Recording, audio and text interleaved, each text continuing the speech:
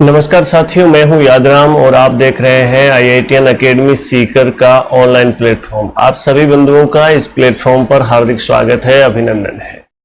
प्यारे दोस्तों, आज मैं आपके सामने लेकर आया हूं संधि का टॉपिक। हिंदी विषय में संधि का जो टॉपिक है वो बच्चों को काफी परेशान करता है। यानी जो मेरे साथी प्रतियोगी परीक्षाओं की तैयारी कर रहे होते हैं उनके लिए ये सबसे अहम और अच्छा टॉपिक भी माना जाता है और उनके लिए थोड़ा सा ये डिफिकल्ट भी होता है। तो इसको आज हम बड़े ही आसान तरीके से और बहुत ही सरल भाषा में समझने का प्रयास करेंगे।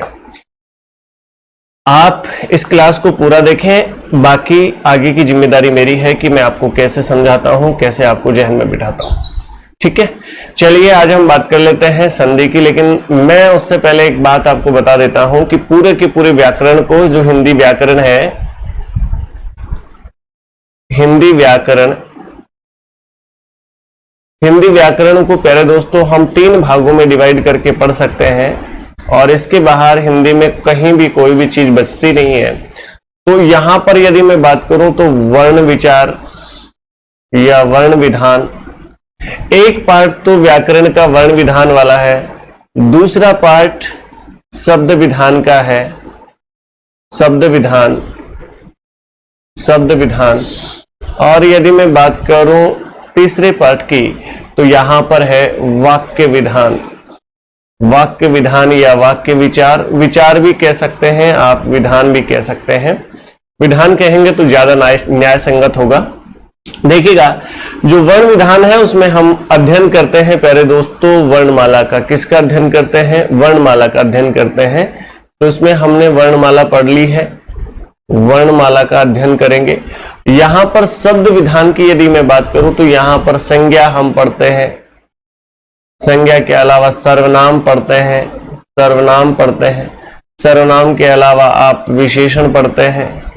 ये सब के सब किसमें शामिल किए जाते हैं प्यारे दोस्तों? संधि विच्छेद पढ़ते हैं, संधि विच्छेद या संधि पढ़ते हैं। ये सब के सब किसमें शामिल है प्यारे दोस्तों? शब्द विधान में। तो शब्द रचना और शब्द रचना में हम सबसे पहले जिस टॉपिक की बात कर रहे हैं वो कौन सा टॉपिक है प्यारे दोस्तों? संधि। आज हम संधि के बारे में डिटेल से अध्ययन करेंगे और संधि को बहुत अच्छे तरीके से समझ लेंगे। और आज के बाद में मुझे नहीं लगता कि आपको कहीं और से संधि पढ़ने की आवश्यकता रहेगी या फिर रिपीट करने की, बहुत ज्यादा बार रिपीट करने की आवश्यकता रहेगी। हाँ, हालांकि रिपीट करना चाहिए, चीजों को स्थायी रूप से याद रखने के लिए रिपीट जरूरी है ना। तो दौरान तो जरूरी है, लेकिन फिर भी मैं इतना कह सकता हूं कि आज आप संधि को बहुत अच्छे बेहतर तरीके से समझने वाले हैं। चलिए, संधि के लिए पहले तो अपने दिमाग से डर निकाल दें बाहर की संधि होती क्या है, संधि समझ में नहीं आएगी। भैया सबसे पहली बात है, संधि जितना सरल टॉपिक और कोई है नहीं हिंदी में। तो सबसे पहली बात तो है कि संधि किसे कहते हैं। चलिए देखो, संधि का जो सामान्य अर्थ है उसकी बात कर लेते हैं। सामान्य अर्थ संधि का, पहले तो इसको समझ लीजिएगा।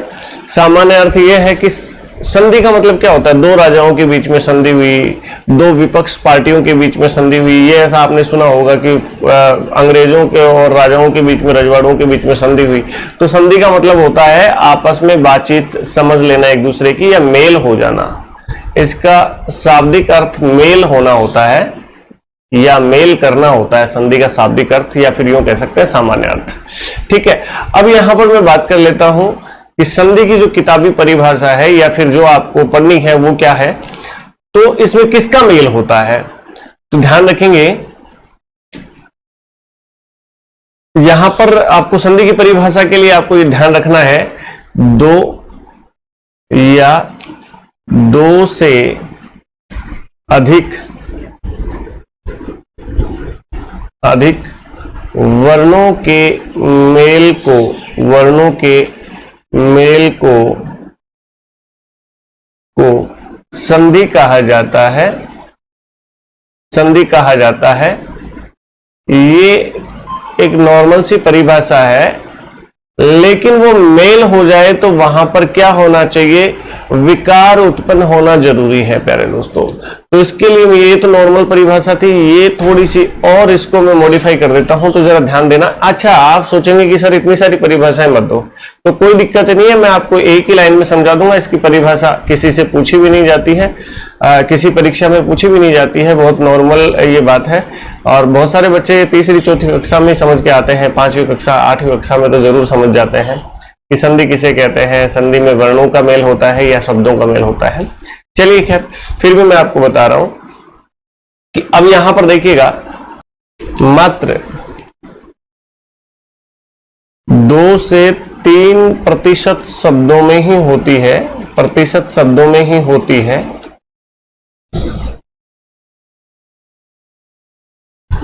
में ही होती है।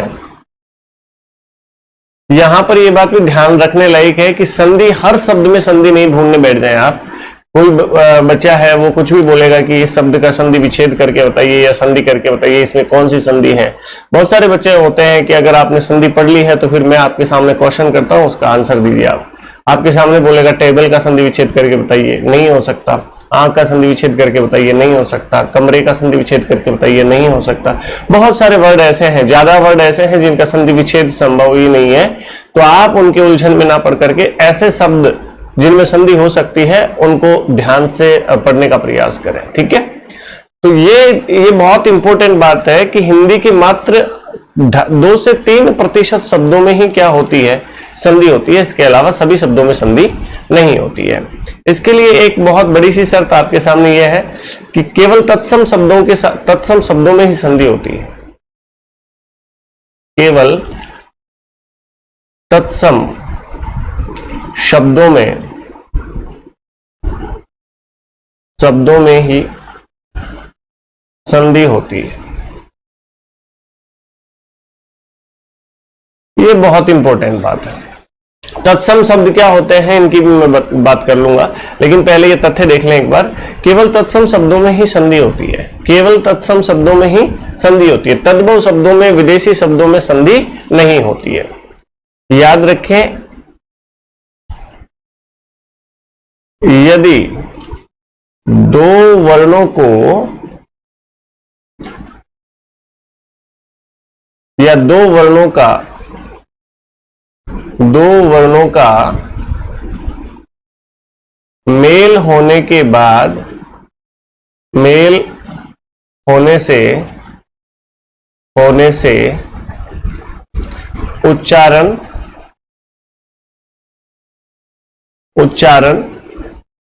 व लेखन में कोई परिवर्तन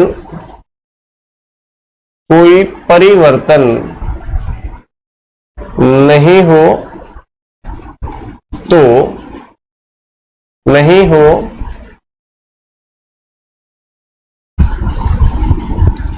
तो वहां संधि नहीं होगी। क्या नहीं होगी प्यारे दोस्तों? संधि नहीं मानी जाएगी, नहीं मानी जाएगी। संधि नहीं मानी जाएगी वहां पर क्या माना जाएगा? वहां पर केवल संयोग होगा। वहां पर क्या होगा? संयोग होगा। उसे हम संयोग कह सकते हैं, संधि ना कह करके। ठीक है, ये बात समझ गए हैं आप? चलिए आगे बढ़ते हैं। तो ये बात अच्छे से रीड कर लें आप। संधि का सामान्य अर्थ होता है, या सामान्य भाषा में अगर संधि को जाने तो संधि का मतलब होता है मेल होना। अब जो किताबों में परिभाषा दी हुई होती है वो 2 या 2 से अधिक वर्णों के मेल से संधि का निर्माण होता है, या संधि कहलाती है। 2 या 2 से अधिक वर्णों के मेल से होने वाले विकार को संधि कहते हैं, ये ध्यान रखना। तो नीचे दी हुई अगली लाइन, वर्णों के मेल से उत्पन्न विकार ही संधि कहलाता है। ठीक है, संधि हिंदी के केवल 2 या 3% शब्दों में ही होती है, सभी शब्दों में संधि नहीं होती है, इस बात को भी ध्यान रखें। केवल तत्सम शब्दों में ही संधि हो सकती है, इसके अलावा नहीं हो सकती। यदि 2 वर्णों का मेल हो रहा है, यानी 2 वर्णों का मेल होने से उच्चारण में लेखन में कोई परिवर्तन नहीं होता है, तो वहां पर आप संधि नहीं कहेंगे, वहां पर क्या कहेंगे? ये संयोग मात्र है।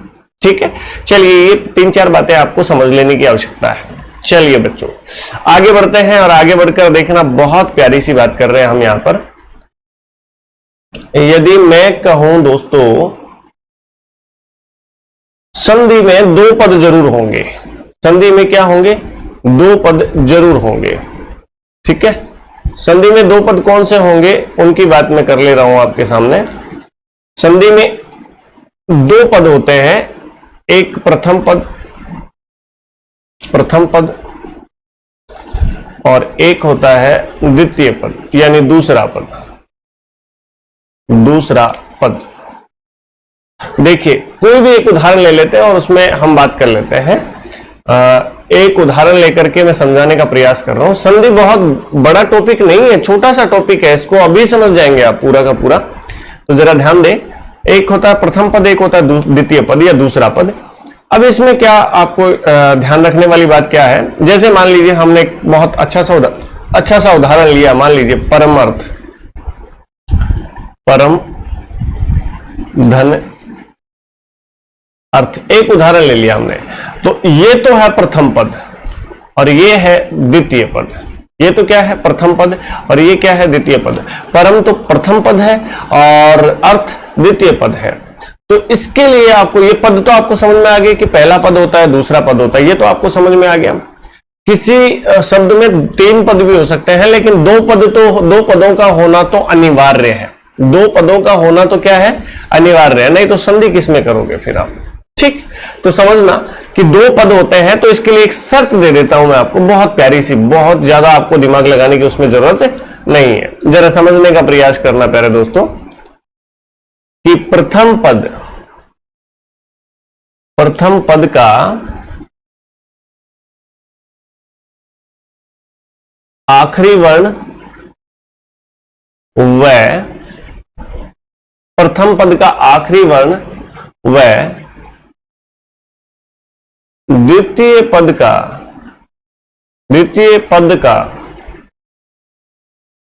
का प्रथम वर्ण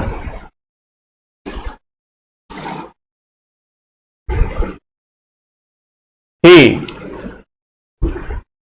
मेल करते हैं।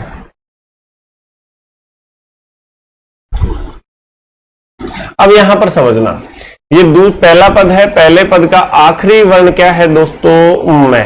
ठीक है, और इस दूसरे पद का पहला वर्ण यानी प्रथम वर्ण कौन सा है, ए। तो इन दो में ही चेंज करना है हमें, बाकी के पद से हमें कोई लेना देना नहीं है। जैसा है वैसा का वैसा उसे लिख देना है।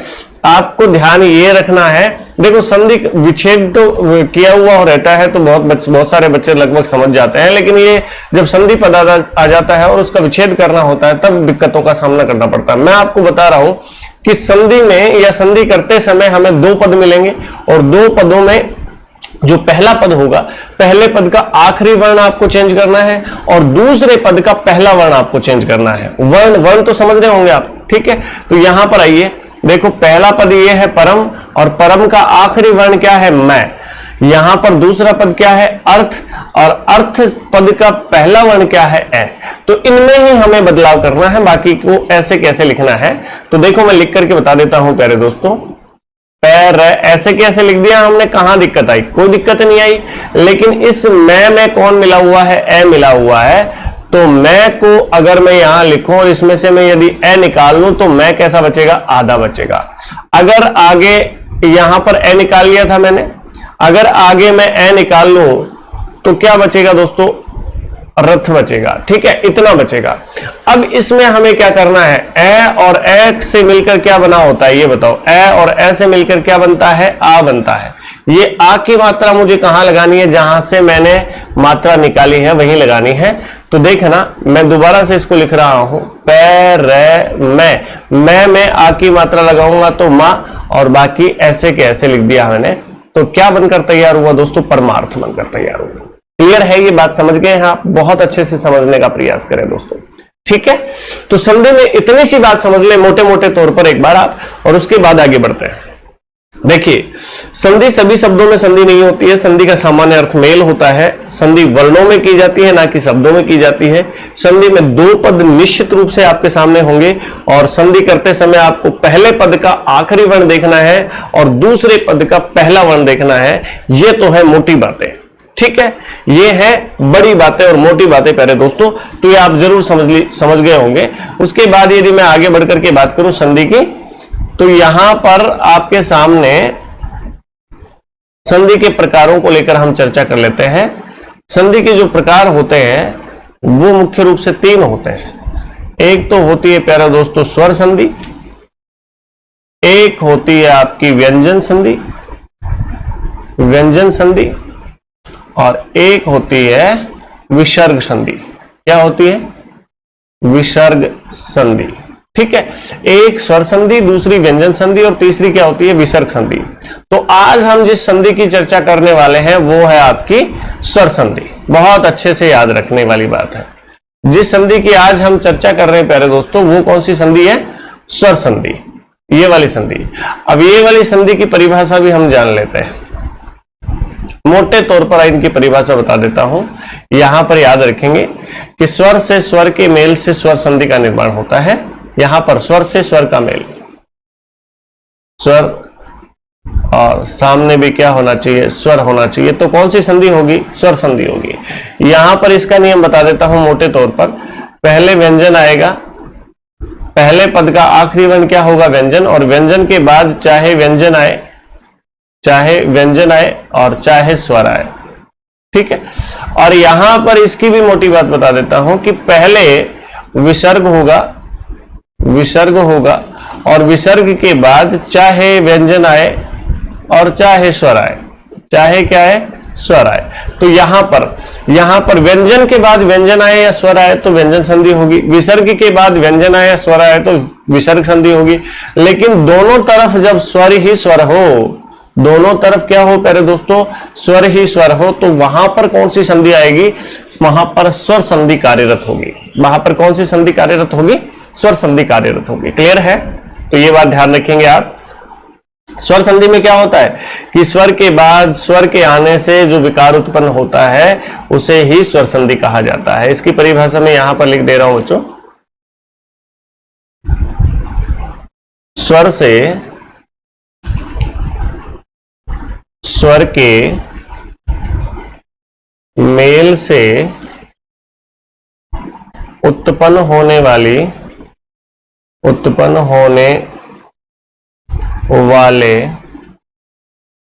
विकार को स्वर संधि कहा जाता है। स्वर संधि कहा जाता है। विकार तो होना आवश्यक है प्यारे दोस्तों, विकार नहीं है तो ये समझ लीजिएगा कि वो संधि नहीं है।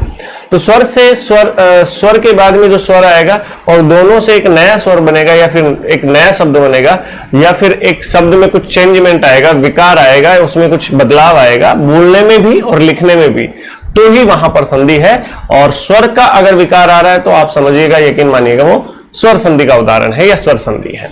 ठीक है, तो चलिए आज हम स्वर संधि को बहुत अच्छे से अध्ययन कर रहे हैं। ये सबसे डिफिकल्ट भी लगता है बच्चों को और बहुत मजेदार भी है। मैं कह रहा हूं कि आज के बाद में आपको स्वर संधि और पूरी की पूरी संधि का जो चैप्टर है वो आज के बाद आपको परेशान नहीं करेगा। चलिए तो स्वर संधि की बात कर लेते हैं। यहां पर आज हम स्वर संधि पढ़ रहे हैं। ठीक है, स्वर संधि ले लेते हैं। यहां पर स्वर संधि,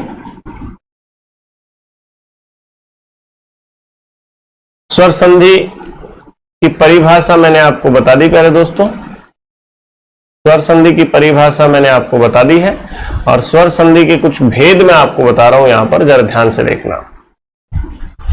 देखो, स्वर संधि के 5 भेद माने जाते हैं। एक है दीर्घ स्वर संधि, दीर्घ स्वर संधि। दूसरा जो भेद है वो है आपका, याद रखिएगा, एक है दीर्घ स्वर संधि, दूसरा है गुण स्वर संधि, तीसरा आपका भेद है गुण स्वर, तीसरा है वृद्धि संधि और चौथा जो है आपका वह है आपका यण स्वर संधि और पांचवा और अंतिम जो इसका प्रकार है वो है अयादि। अब ध्यान दें इस बात पर, गौर करें इस बात पर कि ये जो मैंने प्रकार बताए हैं ये सब के सब इसी ऑर्डर में हो ये आवश्यक नहीं है, ये इसी तरीके से लिखे जाए ये जरूरी नहीं है। संधि में कोई सी संधि भी आप पहले पढ़ सकते हैं, या कोई ऐसा नहीं पूछा जाएगा कि पहला प्रकार कौन सा है, स्वर संधि का पहला प्रकार कौन सा है। इसमें से पहला ना तो दीर्घ है, ना गुण है, और ना ही ये आदि है। कोई सा भी आप जो आपकी मर्जी करे वो आप इसमें से पहला प्रकार बता सकते हैं, लेकिन पढ़ने के लिहाज से ये ऑर्डर मेरे हिसाब से ठीक है, इसलिए हमने इस प्रकार से इसको लिखा है। ठीक है, क्लियर है। स्वर संधि के प्रकारों का ऑर्डर है वो निश्चित नहीं है, आप इसमें जैसे आपकी सुविधा लगे वैसे इनको पढ़ सकते हैं, लेकिन पढ़ने के लिहाज से ये ठीक है मेरे हिसाब से, इसलिए मैंने ऐसा लिखा है यहां पर। तो चलिए इनको मैं एक बार सभी को इनके नियम लिख देता हूं मोटे मोटे तौर पर, और फिर एक एक संधि को हम डिटेल करेंगे, बहुत अच्छी तरीके से पढ़ेंगे। चलिए, जो दीर्घ स्वर संधि है प्यारे दोस्तों, देखो दोनों तरफ स्वर ही आने चाहिए, ये तो निश्चित हुआ। अब दीर्घ स्वर संधि में क्या होता है कि समान स्वरों के योग से समान स्वर होते हैं। इसमें क्या होते हैं? समान स्वर होते हैं। बहुत अच्छी सी बात है। इसमें दीर्घ स्वर संधि में क्या होता है, दोनों तरफ दोनों पदों में क्या होते हैं? समान स्वर। दोनों पद में क्या होते हैं? समान स्वर। यानी पद का पहला वही स्वर होगा जो पद के दूसरे पद का पहला वर्ण होता है, और पहले पद का आखिरी वर्ण होता है, वो दोनों समान होने चाहिए। समान स्वर कैसे होने चाहिए, उदाहरण से पता चलेगा आपको। चलिए, अगर मैं गुण की बात करूं प्यारे दोस्तों, तो स्वरों में यदि ए और पहले पद में ए या आ दिया हो, और उसके बाद इसके बाद ए आ के बाद क्या कह दिया हो, ई ए ओ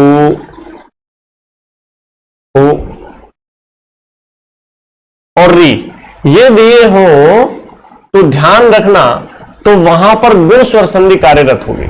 वहां पर कौन सी संधि कार्यरत होगी? गुण स्वर संधि कार्यरत होगी। और इनका परिणाम क्या क्या निकलेगा वो भी मैं बता देता हूं आपको। देखिएगा, ई के स्थान पर तो देखना ए आ के बाद में यदि ई आ रहा है तो वहां पर क्या हो जाएगा प्यारे दोस्तों? ए हो जाएगा। क्या हो जाएगा? ए हो जाएगा। अगर ऊ आ रहा है तो वहां पर क्या हो जाएगा प्यारे दोस्तों? ओ हो जाएगा। क्या हो जाएगा? ओ। अगर ए आ के बाद में री आ रहा है तो इस री के स्थान पर अर हो जाएगा, और अर का रे आधा होगा। क्लियर है? ये बात अच्छे से समझना। बहुत यहां पर समझा देता हूं मैं, सारी की सारी पूरी की पूरी संधि समझा देता हूं। देखो, हमें स्वर संधि में किसी भी अन्य वर्ण की आवश्यकता नहीं होती, केवल इसमें 11 स्वर ही काम करेंगे। कितने स्वर होते हैं हिंदी में? 11 स्वर है, और 11 स्वर ही इसमें काम करेंगे। तो जरा ध्यान से समझने का प्रयास करें। जब दोनों पदों में समान स्वर हो तो वो वहां पर दीर्घ स्वर संधि कार्यरत होती है। जब संधि पदों के जो पहला पद है, पहला पद का आखिरी वर्ण, पहले पद का आखिरी वर्ण ए या आ हो, और उसके बाद में द्वितीय पद का पहला वर्ण यदि ई उ री हो, ए आ के बाद में देखो ए आ ई उ री, यहां तक तो आप पहुंच गए हैं। तो ये स्वर में ही है सबके सब। मैंने सीक्वेंस से इसलिए बताया है आपको। देखो, पूरी ए आई को है ना सीक्वेंस से ले रहे हैं हम। ए आ के बाद में यदि ई उ री आ जाए तो इनका परिणाम क्या होता है? यदि ए आ के बाद में ई आ जाए तो उसका क्या हो जाएगा? ए हो जाएगा। उ आ जाए तो क्या हो जाएगा? ओ हो जाएगा। री आ जाए तो क्या हो जाएगा? अर हो जाएगा। क्लियर है? अब वृद्धि संधि में क्या होता है? ये है वृद्धि संधि, और वृद्धि संधि में यदि ए या आ के बाद यहां पर ये आपका प्लस, और यहां पर कौन कौन आ जाए? यहां पर देखना, ए आ के बाद में यदि ए आ जाए, यदि ए के साथ में आई आ जाए, यदि ओ आ जाए और औ आ जाए, इनमें से कोई सा भी एक आ जाए तो इनका परिणाम जो होगा प्यारे दोस्तों, अगर ए आ के बाद में ए आ रहा है तो बड़ा वाला हो जाएगा आई।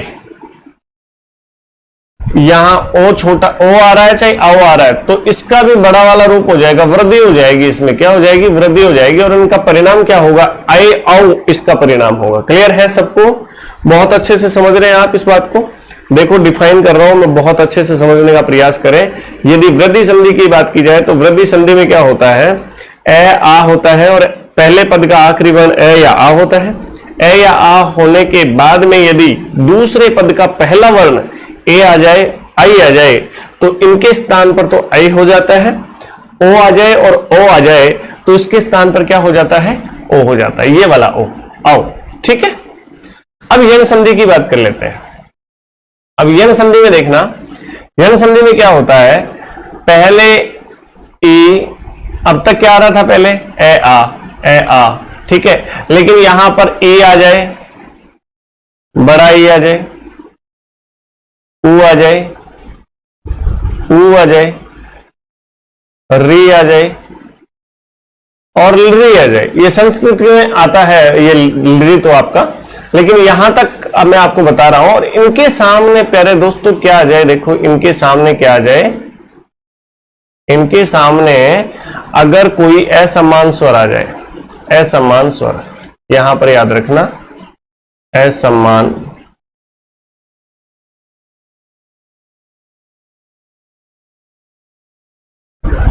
यहां पर मैं लिख दे रहा हूं आराम से, दोबारा देखना। इनके सामने कोई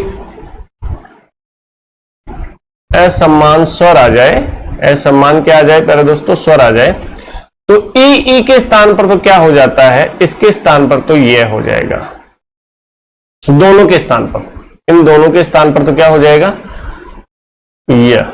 ठीक है, और इन दोनों के स्थान पर क्या हो जाएगा, इन दोनों के स्थान पर वह हो जाएगा। और री के स्थान पर क्या हो जाएगा प्यारे दोस्त, री के स्थान पर र हो जाएगा। और री के स्थान पर क्या हो जाएगा, इसके स्थान पर ल हो जाएगा। अब देख लो इसको, य व र ल, ये संस्कृत ऑर्डर है मेरे दोस्त। ये क्या, कौन सा ऑर्डर है, ये संस्कृत का ऑर्डर है, लेकिन हिंदी में यहां पर आपको क्या क्या मिलेगा, ई ऊ री तक मिलेगा। री केवल संस्कृत में होता है, हिंदी में नहीं होता है, इसलिए इसको आप नाम भी याद रखें तो कोई बड़ी बात नहीं है। लेकिन री के बाद में कोई असमान स्वर आता है तो उसका लय बन जाता है, इतना जरूर ध्यान रखिएगा। तो देखो ई के बाद में यदि ई को छोड़कर कोई अन्य आता है तो ई के स्थान पर ये हो जाता है, क्या हो जाता है, ये हो जाता है। ऊ के स्थान पर वह, री के स्थान पर र हो जाता है। और ये सब के सब अर्धाक्षर होते हैं, सबके सब क्या होते हैं, अर्धाक्षर होते हैं। क्लियर है। चलिए लास्ट और अंतिम, यहां पर पूरी की पूरी स्वर संधि का मैं एनालिसिस करवा रहा हूं आपको एक बार रैंडमली, फिर एक एक को हम डिटेल करेंगे, बहुत अच्छे से उदाहरणों के माध्यम से बहुत प्यार से पढ़ते हुए चलेंगे। ठीक है, तो यहां पर देखिएगा अयादी संधि है। देखो सब जगह क्या, अभी तक मैंने व्यंजन का कहीं भी प्रयोग किया है क्या, व्यंजन नहीं आया ना इसमें, व्यंजन आया हो तो मुझे बताओ यार, कहीं भी व्यंजन नहीं आया। यहां पर सम्मान स्वर होंगे, यहां पर ए आ के बाद में ई ऊ री होगा, यहां पर यानी वृद्धि संधि में ए आ के बाद में ए आई ओ औ होंगे। अगर मैं यण संधि की बात करूं तो पहले पद में आखिरी वर्ण ए ऊ री होना चाहिए और बाद में कोई भी स्वर आ जाए, समान तो नहीं होना चाहिए, समान आ जाएगा तो फिर क्या हो जाएगा, वो दीर्घ स्वर संधि का उदाहरण हो जाएगा। लेकिन यहां पर कोई असमान आया तो फिर वहां पर आप क्या करेंगे, यहां पर यण संधि करेंगे। और अयादी संधि में क्या होता है, यदि पहले ए हो या आई हो, ओ हो या औ हो और इनके बाद में कोई प्यारे दोस्त क्या आ जाए, इनके बाद में कोई असमान आ जाए, असमान स्वर होना चाहिए, वो भी क्या, स्वर होना चाहिए। अगर ए के सामने कोई असमान आ रहा है तो इसका क्या हो जाएगा प्यारे दोस्त, आई का ये आधा।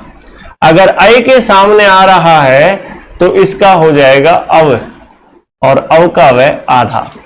अगर ध्यान रखिएगा, अगर ओ के सामने कोई असमान स्वर आ रहा है, ओ के सामने कोई असमान स्वर आ रहा है तो यहां पर हो जाएगा आई। ठीक, अगर हाँ याद रखिएगा, औ के सामने असमान स्वर आ रहा है तो यहां पर हो जाएगा आव।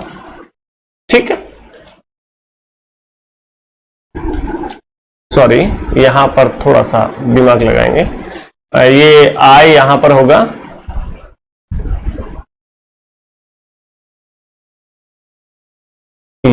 यहां पर देखिएगा, ये यहां पर क्या लिखा जाएगा प्यारे दोस्त, यहां पर आएगा आय और यहां पर आएगा अव। यहां पर क्या आएगा, अव।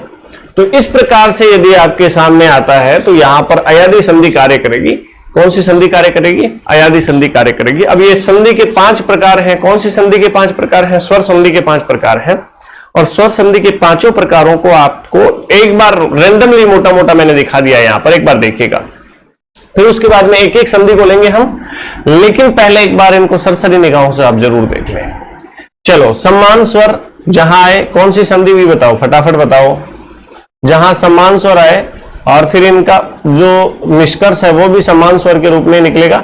सम्मान स्वर कैसे, जैसे ए के बाद में ए आ गया, मान लो ए के बाद में मान लो आ गया, है ना, तो ये सम्मानित है, सम्मान स्वर है। अब इनका निष्कर्ष क्या निकलेगा उसकी तो हम बाद में चर्चा करेंगे डिटेल से, लेकिन ये सम्मान स्वर है। अगर ऐसा हो तो वहां पर कौन सी संधि कार्य करेगी मेरे दोस्त, वहां पर दीर्घ स्वर संधि कार्य करेगी। ठीक है। अगर गुण स्वर संधि की बात की जाए तो ए के बाद, ए आ के बाद में गुण स्वर संधि की बात करें तो पहले पद में आखिरी वर्ण ए या आ होगा। मैं बात भी कर लेता हूं, एक दो उदाहरण भी दे देता हूं आपको ताकि समझ में आ जाए, फिर आगे बढ़ेंगे। ठीक है। सम्मान स्वर वाला तो हमने पहले देखा था, परम धर्म, परम अर्थ। अब यहां पर देख लेता हूं मैं, यहां पर एक उदाहरण दे देता हूं मैं आपको बढ़िया सा, जैसे बड़ धन अग्नि, ये एक उदाहरण है बहुत बढ़िया सा। तो देखो पहला पद है बड़व, और बड़व का ये जो आखिरी वर्ण है मेरे दोस्त, ये क्या है, वह है। क्या है, वह। और वह में कौन मिला हुआ है, ए। बोलो वह, ए की ध्वनि आ रही है ना, तो वह में कौन मिला हुआ है, ए मिला हुआ। तो यहां पर ए है और सामने भी कौन है, सामने भी तो ए है। तो क्या हुए, ये सम्मान हुए कि सम्मान हुए यार, ये सम्मान हुए। ये सम्मान हुए तो यहां पर संधि कौन सी हो गई, आंख बंद करके आप संधि कर सकते हैं कि यहां पर कौन सी संधि हो गई है, यहां पर हो गई है आपकी दीर्घ स्वर संधि हो गई है। और ए मिलकर के किसका निर्माण करते हैं, आ का निर्माण करते हैं। अब ये आ कहां लगाना है, इस वे में आ लगा देना है। तो देखना इसका जो संधि रूप होगा, ये तो संधि विच्छेद रूप है, और संधि रूप होगा वो क्या होगा, बैड। वह का क्या हो जाएगा, आ लगेगा तो वाह, और गनी का गनी हो जाएगा, और क्या बनकर तैयार हो जाएगा, बड़वागनी। ठीक है, जठराग्नि, बड़वाग्नि। ठीक है। तो ये बात आपको समझ में आ गई होगी, बहुत अच्छे से समझ गए होंगे प्यारे दोस्तों। ये उदाहरण भी बहुत काम के ले रहा हूं मैं आपके लिए, तो क्लियर है ना। यहां पर तो सम्मान स्वर होते हैं। अब गुण संधि का एक उदाहरण दे देता हूं, केवल एक एक उदाहरण देता हूं, उसके बाद में हम जैसे जैसे एक एक संधि को लेंगे तो बहुत सारे उदाहरणों की चर्चा हम करेंगे। ठीक है। चलिए, अगर मैं गुण संधि की बात करूं तो गुण संधि में पहले पद का आखिरी वर्ण ए या आ में से होना चाहिए। जैसे महा, धन, उत्सव। अब यहां पर देख लो यार, यहां पहला पद क्या है, ए। देखो पहला पद महा है, और महा में जो आखिरी वर्ण है, महा में जो आखिरी वर्ण है वो क्या है, हा है। और हा में कौन मिला हुआ है दोस्त, आ मिला हुआ है। बताओ ये शर्त पूरी हो रही है कि नहीं हो रही है, ए या आ वाली हो रही है। गुण संधि की शर्त है ये कि पहले पद का आखिरी वर्ण ए या आ होना चाहिए। बिल्कुल है जी। और सामने बताओ क्या शर्त रखी है, या तो ई होना चाहिए, या उ होना चाहिए, या री होना चाहिए। तो कौन है इसमें, उ है। और उ है, अगर उ है सामने, तो इन दोनों के स्थान पर क्या हो जाता है, उ है। तो देखो ए आ के बाद में उ आए तो क्या हो जाता है प्यारे दोस्त, ये देखिए यहां पर बहुत अच्छे से गौर से देख, यहां पर क्या हो जाता है, ओ हो जाता है। क्या हो जाता है, ओ हो जाता है। ये लो जोड़ दो इनको, मैं का मैं है में से आ निकाल लिया था तो है आधा बचा है, लेकिन इसमें आगे आ में उ जोड़ दिया तो इस उ और आ को मिलाने से क्या बना था, ओ की मात्रा में यहां लगा दूं, और तसव का तसव बचा आगे, तो क्या बनकर तैयार हुआ प्यारे दोस्तों, महोत्सव बनकर के तैयार हो गया है। ये गुण संधि का एक प्यारा सा उदाहरण था। ठीक है। यदि वृद्धि संधि की मैं बात करूं यहां पर, तो यहां पर देखना वृद्धि संधि की एक बहुत अच्छा सा उदाहरण आप ले सकते हैं। परम धन औषध। परम धन औसत। तो यहां पर देखो पहला नियम काम में आ रहा है क्या, पहले पद का आखिरी वर्ण जिसमें या तो ए होना चाहिए या आ होना चाहिए। जो पहला पद कौन सा है बताओ, पहला पद कौन सा है, आप ही बता दो यार। पहला पद ये रहा, परम है पहला पद, और इसका आखिरी वर्ण कौन है, मैं है, और मैं में कौन मिला हुआ है, ए मिला हुआ। बिल्कुल ठीक बात है कि नहीं है। तो ये शर्त तो पूरी हुई कि ए या आ इसमें होना चाहिए, तो है। अब आगे इनमें से क्या आना चाहिए, या तो ए आना चाहिए, आई आना चाहिए, ओ आना चाहिए, औ आना चाहिए। तो औ है इसमें ऑलरेडी, ये लो औ है, तो इसमें औ है। अब क्या करना है आपको, संधि कर देनी है। देखो पहले पद का आखिरी वर्ण और दूसरे पद का पहला वर्ण, इसको ही चेंज करना है आपको। मैंने पहले ही आपको शर्त बता दी है कि इसमें यही बदलना है, इसके अलावा पूरे शब्द को ऐसे कैसे, आपको पूरे पद को ऐसे कैसे उतार देना है या लिख देना है। तो देखना पैर, अब इस मैं से ए निकाला तो मैं कैसा बचा था, आधा बचा था, लेकिन इस ए में ओ मिलने से क्या हो गया, ये औ में बदल गया। यहां पर देखो मैंने बताया है ओ या औ मिलेगा तो क्या बनेगा, औ बनेगा। ठीक है, यहां पर बता रखा है मैंने। तो ये परमौ और शब्द का शब्द लिख रहे हैं यहां पर, तो क्या बनकर तैयार हुआ प्यारे दोस्तों, परमौषध। क्लियर है, ये इसका बहुत बढ़िया सा उदाहरण था। चलिए आगे चल करके हम यण संधि की बात कर लेते हैं। किसकी बात कर लेते हैं, यण संधि की बात कर लेते हैं। तो यण संधि में क्या होगा, पहले ई उ री इनमें से एक होना चाहिए, पहले पद का आखिरी वर्ण इनमें से एक होना चाहिए। तो देख लेते हैं, बहुत बढ़िया सी तरीके से देख लेते हैं। यदि मैं यहां पर बात करूं तो एक बढ़िया सा उदाहरण है, प्रतिधन एक। क्या है, प्रतिधन एक। तो पहला पद कौन है, प्रति है ना, पहला पद कौन है भैया, प्रति है। और प्रति, अगर प्रति पहला पद है तो इसका आखिरी वर्ण कौन है, ती है। इसका आखिरी वर्ण कौन है, ती। ती में कौन मिला हुआ है, ई। छोटा कि बड़ा, छोटा ई मिला हुआ। अगर मैं बात करूं ई के बाद में ए आया है तो इन दोनों का मिलकर क्या होता है बताओ, ई का क्या बनता है यार, यहां पर ये बनता है, क्या बनता है, ये। और आगे मात्रा किसकी लग जाएगी, ए की मात्रा लग जाएगी। देखो बिल्कुल असमान आया है, ई के बाद में ए आया है, ई के बाद में असमान होने के कारण यहां पर यण संधि कार्यरत काम कर रही है। और यण संधि काम कर रही है तो प्यारे दोस्त यहां पर प्रय का तो प्रय हो जाएगा। ती में से ई की मात्रा निकालें तो तय कैसा बचेगा बताओ, आधा बचेगा। और तय आधा बचेगा, आगे क्या लिखा हुआ है, इस ई का क्या बनेगा, यह बनेगा। क्या बनेगा, यह। मात्रा किसकी लगाऊं, ए की मात्रा लगा दो तो प्रत्यय, और आगे कौन बचा है, क। तो क्या बनकर तैयार हुआ, प्रत्येक बनकर के तैयार हुआ। बहुत डिटेल से हम यण संधि को जब लेंगे तो बहुत सारे उदाहरणों के माध्यम से इसको हम पढ़ेंगे, और ऐसे पढ़ेंगे जैसे आज से पहले चाहे आपने संधि पढ़ी है नहीं पढ़ी है, लेकिन आज के बाद में संधि आपको ऐसा लगेगा नहीं कि संधि कोई नया चैप्टर है या फिर संधि बहुत हार्ड चैप्टर है, बहुत ही हार्ड टॉपिक है। बहुत सरल टॉपिक है प्यारे दोस्तों। चलिए अब जो स्वर संधि का पांचवा प्रकार है उसकी मैं बात कर लेता हूं, यह है अयादी। और अयादी में क्या होता है देखना, इसके ऊपर मैं उदाहरण दे रहा हूं प्यारे दोस्तों, यहां पर स्पेस नीचे नहीं होने के कारण यहां पर उदाहरण दे रहा हूं। तो इसमें पहले पद में क्या होना चाहिए, आखिरी वर्ण ए आई ओ औ होना चाहिए। ठीक है, तो यहां पर देखना मैं लिख देता हूं आपके लिए, पौ धन अक। ये देखो पहला पद पौ है और दूसरा पद अक है। पहला पद पौ होने के कारण इसमें कौन मिला हुआ है प्यारे दोस्त, औ मिला हुआ है। ये लो, एक शर्त पूरी होगी, ए आई ओ औ में से कोई एक है कि नहीं है, ये है ना, इसमें ये है, बिल्कुल है। तो ओ है और एक ओ के बाद में असमान है। अगर ओ के बाद में असमान आए तो इस ओ का क्या बन जाता है, आव बन जाता है। तो देखना ये असमान है कौन, ए। अब इसको मैं जोड़ देता हूं तो पौ में से क्या निकला, ओ निकला। तो पै कैसा बचा था, आधा बचा था। अब इस आधा बचा था तो इसके बाद में हम आव जोड़ेंगे तो पै का पा, पै का पाव, पै का क्या हो जाएगा, पाव हो जाएगा। लेकिन आगे कौन है, अक है। अक में से ए इसमें मिल जाएगा, वह में तो वह पूरा हो जाएगा, और बाकी कौन बचा है, क्या बचा है प्यारे दोस्त, तो बनकर तैयार हुआ पावक। क्लियर है। तो ये सभी स्वर संधि की सभी प्रकारों के एक एक उदाहरण देकर के मैंने बताया है, क्योंकि इसको हम डिटेल करेंगे तो इसलिए मैंने केवल एक ही उदाहरण दिया है, बाकी तो हम पूरी संधियों के सभी के 10-10, 5-5 उदाहरण लेकर के बहुत अच्छे से इसको मांझ करके रख देंगे आज, ताकि हमें पता चल जाए कि किस प्रकार से संधि को हम तोड़ मरोड़ करके और उसका सोल्यूशन कर सकते हैं। संधि बहुत ज्यादा बड़ा टॉपिक नहीं है, बहुत ज्यादा हार्ड टॉपिक नहीं है, बहुत ही नॉर्मल सा टॉपिक है। बताओ ए आई के अलावा हमने इसमें कुछ रखा है क्या? भाई स्वरों के अलावा हमने इस संधि में कुछ भी रखा है क्या? कुछ भी नहीं रखा। कुछ भी नहीं रखा तो हम घबरा क्यों जाते हैं? फिर घबराने वाली कौन सी बात है यार?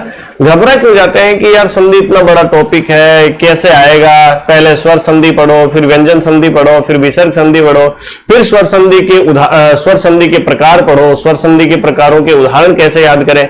उदाहरण रटे थोड़ी जाते हैं यार, उदाहरण रटने लायक टॉपिक, ये उदाहरण रटे नहीं जा सकते। और संधि का टॉपिक ऐसा है जिसको यदि आप रटने का प्रयास करेंगे, यकीन मानिए आपका एक भी प्रश्न ठीक नहीं होगा संधि में से। लेकिन यदि आप संधि को समझ रहे हैं तो संधि का एक भी प्रश्न गलत नहीं करोगे आप, अगर आपने समझ करके संधि को पढ़ लिया है। तो चलिए खैर, आज के लिए मैं शायद इतना ही रखूंगा। और स्वर संधि में जो पहला प्रकार है दीर्घ स्वर संधि, उसकी हम चर्चा करेंगे नेक्स्ट क्लास में। आज के लिए इतना ही रखेंगे। आपको ये क्लास कैसी लगी है, समझ में आई है, और कितनी समझ में आई है, ये मुझे कमेंट करके जरूर बताएं प्यारे दोस्तों। आने वाली क्लास में फिर मुलाकात होगी, तब तक बने रहिए IIT अकेडमी सीकर के साथ। जय हिंद, जय भारत।